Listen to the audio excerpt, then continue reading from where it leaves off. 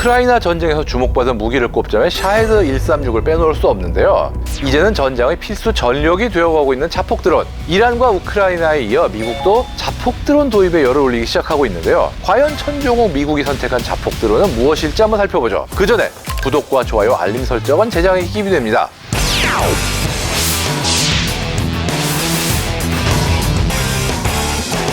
지난 7월 16일 미국이 최신 자폭 드론 루카스를 공개했습니다. 루카스, 즉 LUCAS는 로코스트 언크루드 컴뱃 어택 시스템의 약자로 말 그대로 저가형 무인 전투 공격 체제를 말하지만 이건 천조국 기준이고요. 사실 다른 나라 기준으로 보면 그렇게까지 저가는 아니지 않느냐 이런 얘기도 있습니다. 어쨌든 애리조나주에 소재한 방산업체 스펙터웍스에서 만들었다고 하는데요. 이 루카스, 자율형 다영역 작전 능력을 소개하는 전시회에서 처음으로 공개돼서 관심을 모았습니다. 미군의 무인기 분류 체계에 따르면 이 기체의 중량 추정치는 70에서 100kg, 운용 고도는 1에서 5.5km 사이로 미군 분류 그룹 3에 해당하는 무인기이지만 실제 운용 개념은 그룹 1이나 2에 가까울 것으로 보입니다.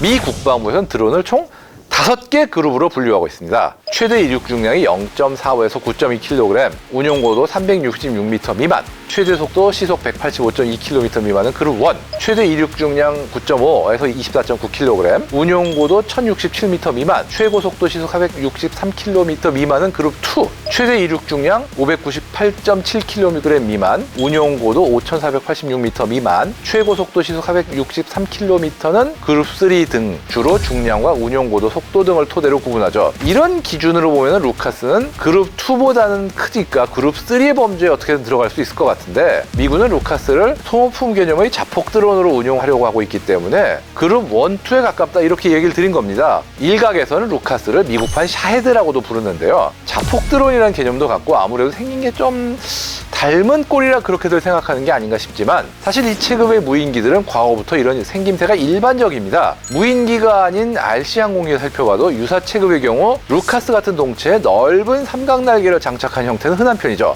단순한데도 효율적이고 긴 채공 시간까지 얻을 수 있으니 마다할 이유가 없는 겁니다. 참고로 샤헤드 136도 처음부터 이란이 독창적으로 모양을 창조한 건 아니거든요. 해외의 다른 무인기들의 형태를 많이 참고해서 탄생한 것이고 이란이 가장 많이 참고한 것이 이스라엘의 하피 배회 탄약형 무인기다. 이런 사실이 다소 아이러니한 거죠. 따라서 루카스의 경우도 샤헤드를 모방해서 이런 모양이 나왔다. 샤헤드 판박이다. 이렇게 볼 건 아니고요. 스펙터웍스가 만든 FLM136이라는 표정용 드론을 베이스로 했기 때문에 지금의 형태가 되었다고 보는 게 맞을 것 같습니다. 일단 FLM136의 스펙부터 보자면 무게 82kg, 길이 2.99m, 날개 폭 2.5m로 샤헤드와 크기는 좀 비슷하지만 길이는 더 짧고요. 무게는 많이 가벼운 수준입니다. 최대 6시간 동안 비행이 가능하고 최대 속도가 시속 185km, 순항 속도는 시속 102km에 항속거리는 648km입니다. 페이로드, 즉 장비 혹은 무장 탑재량이 18kg인데 루카스 역시 이 재원에서 크게 벗어나지는 않을 것이라는 추측이 지배적이죠. 샤헤드는 단순히 지점 A에서 B까지 날아가서 터지기만 하는 단순한 자폭 드론인데 이제 이런 기술은 너무 보편화됐습니다. 중국제 저가 무인기도 이게 가능한 수준이죠. 미국이 루카스를 샤헤드 짝퉁 정도로 만들었을 리도 없고 실제로 알려진 내용을 봐도 그렇게 단순한 원리가 아닙니다. 특히 루카스는 미군의 뮤직과 통합되어 있다는 점이 눈에 띄는데요. 뮤직? 아예 음악 아니고요. 여러 무인 체계를 연결해서 통합 운영할 수 있도록 만든 통신 및 데이터 체계입니다. 즉 루카스가 뮤직과 통합됐다는 것은 이것이 단순한 일회성 자폭 탄약이 아니라 통제소와 실시간으로 연결돼서 다른 무인 체계들과 연계 작전이 가능하다는 뜻이죠. 예를 들면 같은 종류 혹은 다른 종류의 드론이나 루카스끼리 네트워크를 구상해서 군집 공격도 이론상 가능하고요. 심지어 주야간 감시 장비를 달아서 정찰 임무를 수행하거나 적 목표를 추정하고 정보를 전송하는 스파이 역할도 할 수 있습니다. 물론 이렇게 감시하다 표적이 나타나면 곧바로 자폭 공격을 실시하는 것도 가능하니까 이거를 자폭 드론이라기보다는 배회 탄약, 즉 표적 지점을 계속 맴돌면서 주변을 관찰하다가 표적이 나타나면 공격하는 컨셉으로 봐도 무방하지 않겠냐 이런 얘기도 있습니다. 어쨌든 미군은 루카스가 이 뮤직 네트워크에서 최종 중개소 역할도 해줄 수 있을 것으로 기대하고 있는데요. 다시 말해서 하늘에 떠 있는 루카스를 통신 중개소로 써서 다른 드론들이 더 멀리 더 안정적으로 소통하면서 작전할 수 있게 하겠다 이런 부분입니다. 그런데 사실 루카스에서 주목할 부분은 기체 자체보다 이걸 왜 지금 공개했느냐는 대목인데요. 최근 미군은 우크라이나 러시아 전쟁에서 얻은 교훈을 바탕으로 자국의 드론 역량을 강화하려고 하고 있습니다. 기존처럼 몇 년씩 걸리는 조달 방식으로는 기술 변화를 못 따라간다. 그래서 더 빠르고 더 유연한 방식으로 드론을 개발 도입하겠다는 거죠. 왜냐?